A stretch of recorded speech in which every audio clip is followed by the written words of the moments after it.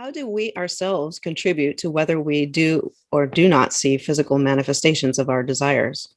What I'm thinking of is one of the things I deal with a lot is healing trauma, right? We talk about what is the ego, and I believe that what we need to do is heal our traumas, and then we'll find our true self versus the self that we thought we were based on, our circumstances and our life experience. And so we are creating through our ego, in the sense that we're creating through our traumas. And we have these beliefs about ourselves and reality. And so when we see or don't see a physical manifestation of our desires, are we contributing through our higher self? I guess that's the reality shifter part of us, or are we contributing through our ego? So I guess I answered my own question, but maybe. Yeah, I love it.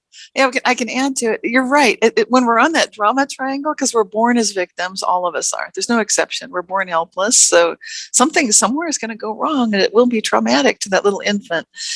Maybe someone won't come exactly when they're hungry, or what have you. But we're born helpless. So we kind of come into the drama triangle naturally. We're born there.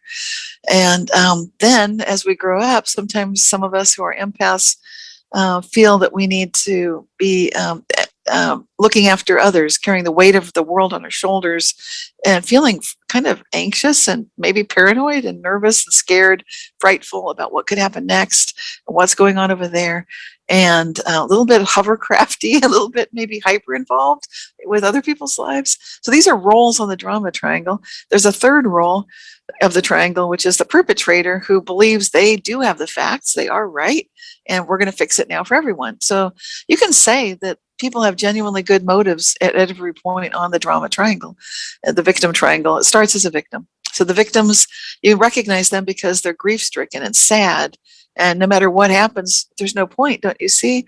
I'm stuck.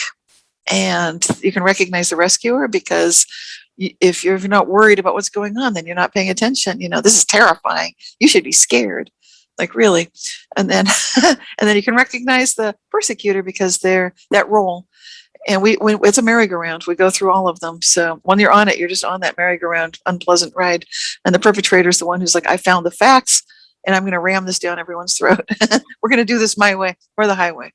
And then, oops, do I sound like Hitler? Maybe.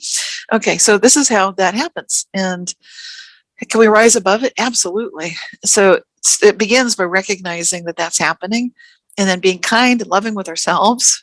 You recognize the process, and starting to pay attention when we're in any of those roles. Sometimes one feels like, but I'm good because I'm the victim. I've done nothing wrong. Yeah, maybe. And I'm right, I'm the persecutor. So we have these things that can justify the role we're adopting, but these are limited ways to live. So the true reality shifting way for best results is to rise above the drama and to let go of attachment to feeling like I want to claim my victimhood. That's my identity. If you're willing to give up that identity, you'll get actually better reality shifts. If you same thing with all the other roles. It's just the same thing. But sometimes we're attuned to one of those roles more than others, so we tend to identify with it like that's me, or I'm.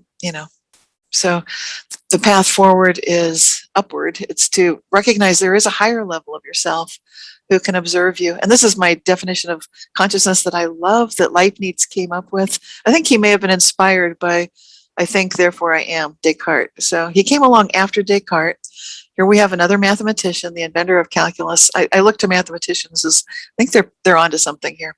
So when we see that this original perception that you can observe something and you can feel like my fingers are touching them, the thumb and forefinger are touching, that's a perception, and I'm aware that I am having a perception of this, then that's a second order, which is like calculus, a second order observation of the initial observation.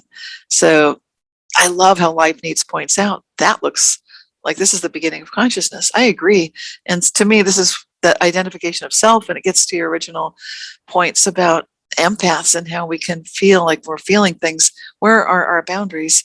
And then how do we move within this realm? And reality shifting is all about that.